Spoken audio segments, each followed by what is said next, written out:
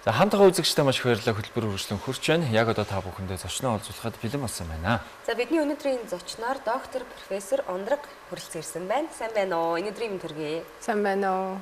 Урилгын манд хүлээн авч ирсэн их баярлалаа. Өнөөдөр бас олон эцэг эхчүүдэд, хүүхдүүдэд бид бүхэн маш хэрэгтэй мэдээллийг хүргэх гэж байгаамаа. Тэгэхээр та бүхэн манаас дэлгэцэндээ ойртон саваад энэхүү мэдээллийг аваасаа гэж хүсэж байна. За юуны өмнө Royal Canada гэдэг сургуультай танилцаачуд яриагаа эхлэе гэж бодож байна тий. Хугацаа богинохон учраас шууд нөгөө мэдээллүүдийг хүргээд эхлэе гэж бодож байна. За тий Royal Canada гэдэг ахлах сургууль маань Канадад байдаг, Онтарио мужид байдаг. За бид нэр болохоор энд нь болохоор яг нөгөө Монгол гэдэг чаптер нь болохоор цахим сургууль нь энд одоо оршин баг. Тэгэхээр энд бол хүүхдүүд суралцахдаа цахимаар суралцах нь байна. Тий. Тийшээ явж сурах тохиолдол үүсэх юм бол 60-аас 85 мянган долларын одоо төлбөр гарах магадлалтай учраас эндээ бол төлбөр багтаа эцэг эхийнхээ хажууд за магадгүй төрлөх хэлээр хоцрогдлоо арилгах боломжуудыг үүсгээд тэгээ суралцах боломжтой. Ер нь бол Канадын ахлах сургуульд Монгол улсаасаа цахимаар суралцаад төгснө л гэсэн үг шүү дээ тий. Тэгээд Монгол улсдаа Монголын ахлах сургуулаа төгссөний гэрчлэгээ сургуулиасаа авчих нь давхар нөгөө цахимаар Канадын ахлах сургуульд сурж байгаа учраас тэндээс гэрчлэгээ аавна гэж ойлгож байна зөв үү? Зөв. За тэрийг болохоор англи хэл дээр OSSD гэдэг. Тэр нь яг ямар үгнүүд авчрал юм бэ гэхээр Ontario нөгөө Secondary School Diploma гэдэг буюу Ontario мужийн ерөнхий боловсрол ахлах сургуулийн те ерөнхий боловсролын аттестат гэдэг диплом гэдэг. За энэ диплом тэгвэл бас одоо яг ямар ашиг тустай диплом юм болоо тий. Эндээ Монголд бол сураад төгсөж болоод адилхан диплом авч ийн. Канадад ахлах сургууль төгсөж диплом одоо тэр дипломыг авч байгаа.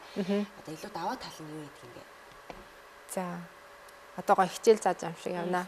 За ямар ч гэсэн Канадын OSSD дипломыг Онтарио мужийн ерөнхий боловсролын сургуулийн дипломыг авснаар хүүхэд маань саат өгөхгүй.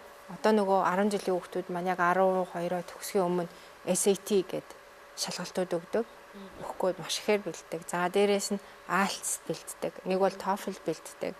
За дахиад нэмэлтээр бид нэг бол одоо gap жил авдаг. Нөгөө нэг юм хоосон жил аваад хүлээж агаад нөгөө нэг гадаад улсынхаа ихтэй сургууль тэнцэх бусад шалгууруудаа биелүүлэх гээд.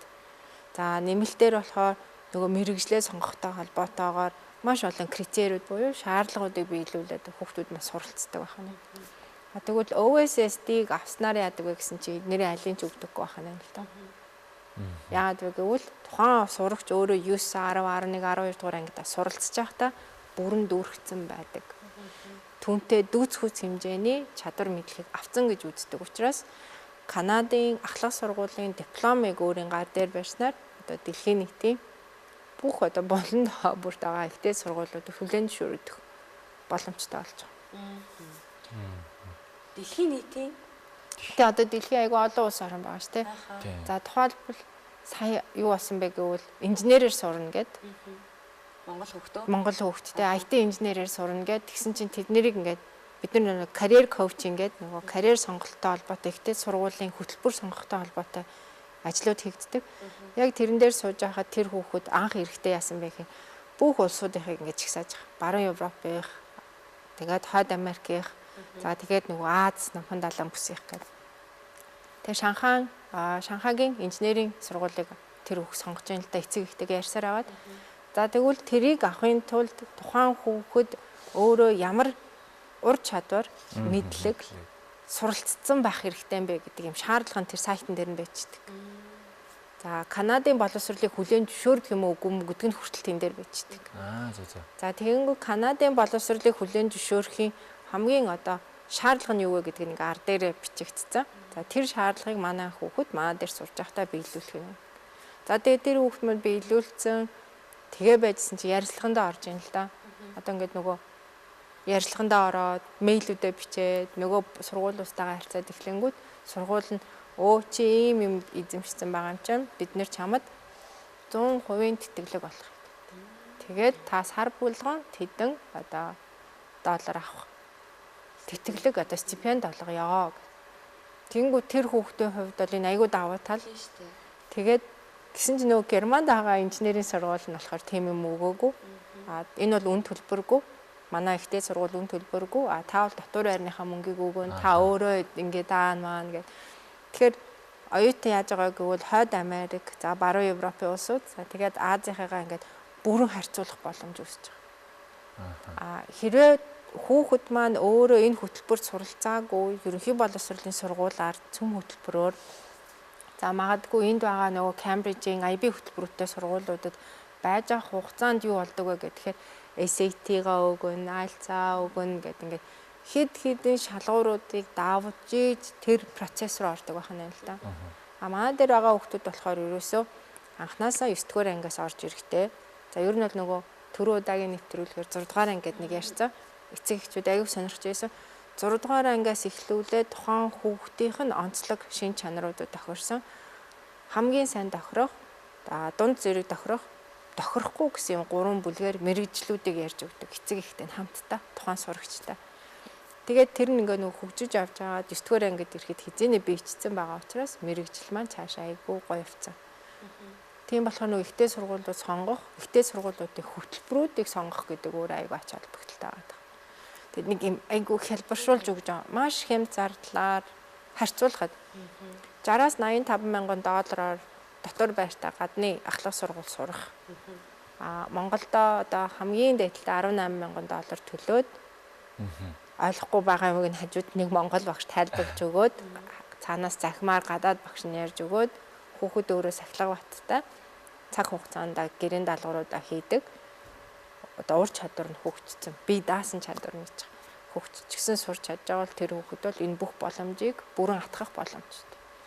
Цаг хугацааны үед ч гэсэн одоо маш их цаг хугацаа хэмнэх юм боломжтой байх нь шүү дээ. Яг ингээд одоо суралцахыг хүсэж байгаа хүүхдүүд маань ямар шалгуурыг давж иж одоо яг энэ сургуульд одоо суралцах боломжтой юм тий. За одоо яг л нөгөө хамгийн ихний алхам. Тэгээд ерөөсөө эцэг их хүүхдүүд дээр ирж байгаа хүүхдүүд дээр гарч байгаа хүндрэлүүд ерөөсөө яг тэнд байгаа. Өнгөрсөн жилүүдийнхаа гүйцэтгэлийн үнэлгээ буюу нөгөө дөнгүүдээ авчирсан. Хувийн эрэг дээр байгаа дөнгүүдийг англи хэлээр баталгаатай орчуулаад биднэрт мэйлээр явуулаад бид тэрийг болохоор яам руу явуулах нь л да. За нөгөө тэнд байгаа яам маань энэ хүүхэд за энэ дөнгүүдийг бол бид нэр хүлээн зөвшөөрөө. За энэ дээр бол нэмэлтээр сурахаас зайлшгүй хэрэгтэй. За энэ хүүхэд өөрөө ингээд нэмэлтээр танаа сургууль дээр сураад цаашаа явна гэвэл ийм хичээлүүдийг зайлшгүй үзэх ёстой шүү. Танаа хөтөлбөр дээр байгаа үндсэн хичээл, академик хичээлүүдээс гадна нэмэлтээр үзчихээд нөгөө нэг зөрүү маань нөгөө Монголд эзэмшижсэн боловсрол тентхийн нөгөө стандартын боловсрол хоёрын зөрүүг маань арилгаж өгдөг байна. Ерөөсө тэр процесс нэлээд жоохон удаа яваад байгаа юм да. Удаан гэдэг нь нэг 5-аас 7 хоног яваад байгаа юм да Монгол хүүхдүүд дээр. Тэгээд тэрэн дээрээ ингээд тэнцчээд ороод ирэхээр хоцрогдол ихтэй, зөрүү ихтэй байгаа учраас тэр зөрүүн дээр мэдээж кредит тооцсон хичээлүүд нэмж авах шаардлага үүсэж байгаа. Тэгэхээр тэр нь болохоор би мэддэг юм гэх тохиолдлууд нэг ганц хоёр хүүхдээр гарсан. Тэг яг мэддэг юм уу гэж шалгалтыг ингээд нөгөө агуунгууд мэдхгүй байх жишээтэй. Маш сайхан англиар яриад бичвэрийн хэл нь болохоор доголдол дутуу хөгжсөн. Нэг бол хит их бичвэрийн хэл хөгжсөн ирнэ. Ярих гэхээр ярьдаггүй. Гих мэдчлэн тий. Зүн одоо айгүй гоё зугаатай л аа л да. Гэхдээ тий тэрийг эцэг эхчүүд айгүй сайн ойлгох хэрэгтэй. Хүүхдээ зэмлэх тохиолдлууд нэлээх гарч байгаа. Ингээд сурах чад хахад тэр хүүхдүүдэд зэмлэхээсээ илүүтэйгээр яг энийг ингээд шийдэж байгаа бол орчныг бүрдүүлэхэд эцэг их надтай манай байгууллагатай хамтран ажиллах хэрэгтэй. Тэр одоо нэг өсөндөө үнэхээр хүсэж байгаа бол тэр хоцрогдож байгаа бол хоцрогдлын бас нэг юм арилгах одоо танаа байгууллагатай хамтарч байна. Хэдүүлээ нөгөө хоцрогдол гэхгүй зөрүү гэж ярьчих уу? За тий. Хоцрогдол гэхээр нөгөө хүүхэд мэдлэг чадвараараа ингээд нөгөө хоцрогдсон юм шиг мэдрэмж авах гээд тэнгүүд нөгөө орчуулганд буруу явах гээд гэж магадгүй тий. Зөрүү үүсдэг.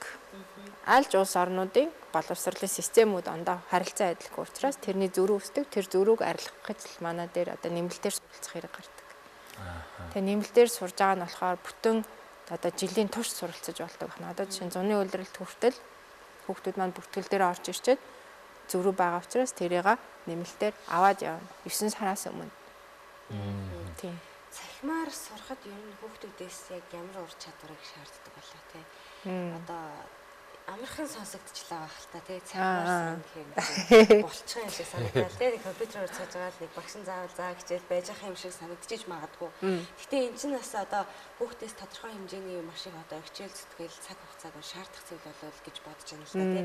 Энэнд бас эцэг эхчүүд болон хүүхдүүд өөрсдөө маш сэтгэлийн бэлтгэлтэй яг зорилготойгоор суралцж ижил одоо тодорхой тэр том дипломыг авч чадах нь нэ штэ тий. Дундаас нь орхиод ч байдаг юм уу эсвэл эндих сургуулаа бүр болоод ингээд цахимчгүй юучгүй бас ингээд болох гээд байх юм болов гэж бодоод байна л да. Цахим гингүүт тий. Нөгөө суралцж байгаа болоо өмнө суралцаа төгсөөд хизээний нөгөө тэр боломжуудыг аваад явж байгаа залуучуудын туршлага дээрээс нь яриа гэж бодож байна. Юу яадаг? Айгуу юм. Аргалах сэтгэлгээ айгуу муухай л да. Гэхдээ ерөнхийдөө юм бүх залуучуудын дунд аюу аргалах сэтгэлгээ хит хөгжцсөн байх гэдэг. AI-уудыг, cloud-ыг, Grok-ыг, нөгөө ChatGPT-г ашиглаад гэрийн даалгавраа гээл хийгээл явуулчих гээл. Гэтэл тэр цаана багш биднэр дээр ямар сорс байдаг вэ гэвэл бидний компьютерууд маань өөрсдөө энэ өөрөө хаанаас хуусан байна гэдэг их усүртэй таньдаг юм програм уншигдчихэдэг ханаа л та. За тэгэхээр тэр бол Монгол хүүхдүүд дээр гэлтэхгүй одоо Турк хүүхдүүд дээр ч гарч ирдэг те. Улс орнуудаас аюух гарч ирдэг. Зөв тэрийг бид нэр зөв гэхгүй буруутгахчгүй. Тэр бол хамгийн одоо суухаасаа илүүтэйгээр тэр нэг юм аргалах сэтгэлгээ нь өөрөө айгу оновчтой байвал зүгээр авдаг. Хамаагүй тэр клаудыгаа хэрэглээд ChatGPT-гээ Grok-о хэрэглээд юма хийчих. Хийснийгаа өөрөө танин мэдэж ухаж дийлээд одоо бүр ингээ сайн ойлгох нь шүү дээ. Мөн чанарыг нь ухаж дийлээд өөрийн үгээр илэрхийлэх чадамжинд суухыг бид нар хүсэж байгаа. Ерөөс ихтэй сургуулийн гадны ихтэй сургуулийн хүсэж байгаа зүйл бол тухайн хүүхд өөрийн яг л нөгөө үндсэн яг тэр тухайн байдгалынхаа чанарыг ингээ гаргаж ирж чаддаг л ах хэрэгтэй. Тэгэхгүй манайхан их гой хуулна. Би ч супер хуулдаг хүүхд байсан 10 жил тахтаа. Гэхдээ одоо тэр цаг бол ингээд өнгөрчиж л дээ. Нөгөө програм маань уншаад байна. Бараг одоо тэр их усруу зөв копидо тавьсан байж тээ. За тэгэнгүүт яадаг вэ гэвэл багш нар буцаагаад эргүүлээд одоо сурагч нар руу хандна. За яг энийг чи өөрөөр юу гэж хэлмээр байна гэж хэлдэг. Түүнээс чи энийг хуулцсан байж тээ гэж одоо зандрахгүй хана. За чи яг энэ өгүүлбэр дээр яг өөрөөр юу гэж хэлмээр байна? Чи энийг юу гэж бодож байна? Энийг нэг засаад над руу явуулаач гэх хугацаа өгчдөг. Хугацаанд нь амжиж хүүхэд явуулдаггүй буюу нөгөө имэйлээр багш нартайгаа тэр нэг онлайн платформ дээр ингээд нөгөө харьцаж сураагүй байдаг. Уудлан компьютерыг ингээд сүрхий эзэмшсэн байдаг. Гэтэ манай хүүхдүүд бүр ингээд баг балчраасаа тий бүр мундаг эзэмшсэн байдаг. Тэгчиг яг цагаад тулаад тэр нөгөө академик орчинд орж ирэхээр багштайгаа харьцаж мэдэхгүй. Цаг хугацаанд нь юмаа явуулж мэдэхгүйгээсээ болоод нөгөө нэг явцын дөнгүүд сулрах гадах тохиолдол их гардаг. Ялангуяа нөгөө 9-оос орж ирсэн хүүхдүүд биш 12-оос орж ирж байгаа хүүхдүүд. Яагаад ингэсэн чинь нөгөө өмнөх 11 жилдээ тийм орчин суралцаагүй. Тэгээ нөгөө юм дадааг байгаад ш бие мах байд оюун санаа тэгэнгүүт тэрийг суралцахын тулд манай хүүхдүүд нэрлэгдэг. Надаас тусламж гуйж чаддаггүй байна. Тэгээ тэр бас дахиад нөгөө хүүхдүүдэд тулгамдж байгаа асуудал. Эцэг эхчүүдийн хувьд ч гэсэн бас яг онлайнаар суралцахад бас яг хүүхдүүдтэй анхаарах нь бас илүү чухал юм болоо гэж бодож байна тийм. Ер нь бас хоолунднаас ахуулаад тийм. Ер нь бол яг хамтарч л ингэж цогл бараг суралцах хэмжээний байж ч бас нэг тэр хүүхдийн үр дүнгийн үзэхгүй бол яг зөвхөн хүүхдтэд дан ганц найдаад үлдэх гэх нь бол өөрөө бас нэг өрөөсгөл ойлголт байна. Одоо энэ дээр бид нар нөгөө нэг системийн ялгаа гэсэн чинь боловсролын системийн ялгаа гэдүүлээ нэг айгүй энгийнээр гаргаад ирэх гээд үзье. Бид нар болохоор ингэдэг нэмэг хасах үржих хуваах гэх тэгээ хаалт маалттай үед математикийн бодлогыг эхлээ хаалтан доторхыг боддог тийм.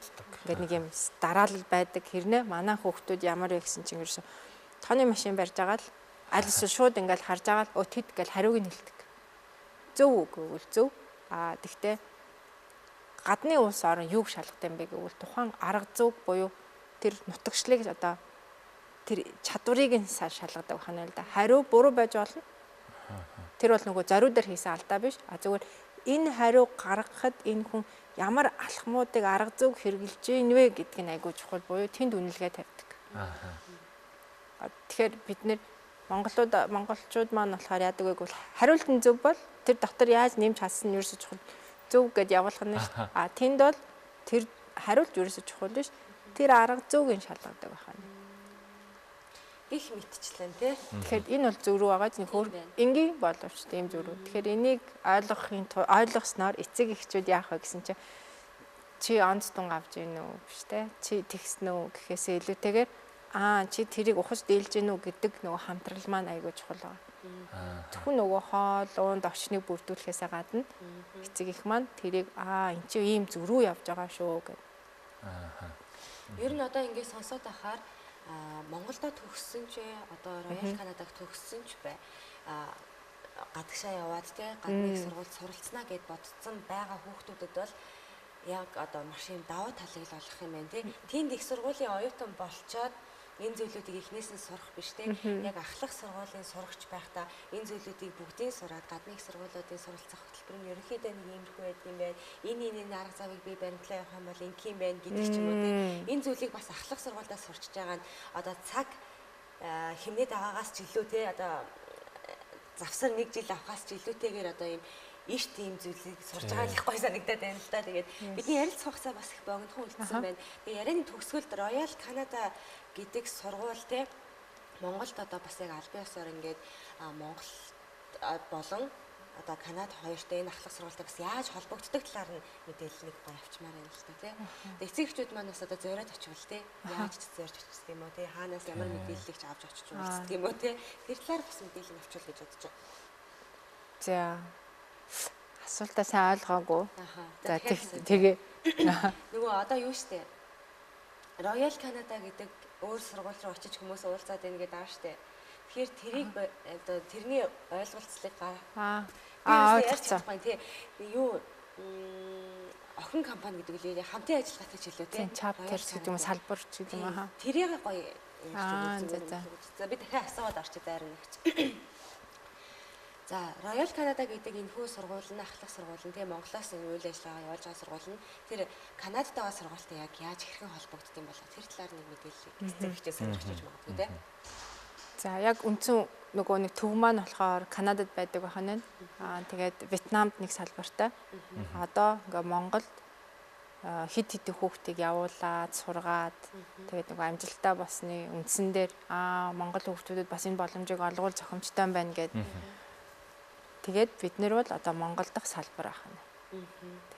Тэгэхээр бид нарыг хаанаас яаж олж уулзах вэ гэхээр нөгөө миний уцаар яриад тэгээд бид нэр одоогоор бол ингээд өмнө би ганцаараа л байсан. Одоо болохоор ингээд нэг 2 хүнтэй бид нар гуруулаа. За тэгээд цаашдаа өргөжин тэ. Тэгээд тийм бид нартай ингээд нэг уцаар яриад холбогдоод тэгээд цагаа товлоод уулзахтаа л хэрвээ та үнэхээр уулзахтаа мэдээлэл авах гэж ирж байгаа бол болж байна.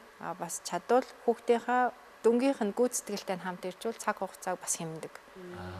Тэгэхгүй зарим аав ээжнэр дээр болохоор ингээд уулзчаад нэлээ ингээд нэг цаг хугацаа авах тохиолдлууд гарч ирж байгаа. Ялангуяа 12 дугаар ангийн хүүхдтэй эцэг их байх юм бол наадмын дараа гэж битээ хойшлуулаасаа л гэж хүсэж байна. Яагаад тэгэхээр зөрүү их байгаа учраас тэр зөрөөг арилгахын тулд биднэрт хугацаа өгөх хэрэгтэй. Тэгэхгүй бол бид нэр эд шидийн мэтээр 9 сараас хүүхдийг сургаад 12 сард ихтэй сургуулиудын урилгыг нөгөө чагсаалтыг авд дийлэхгүй л гэсэн үг. Айгүй хэцүү.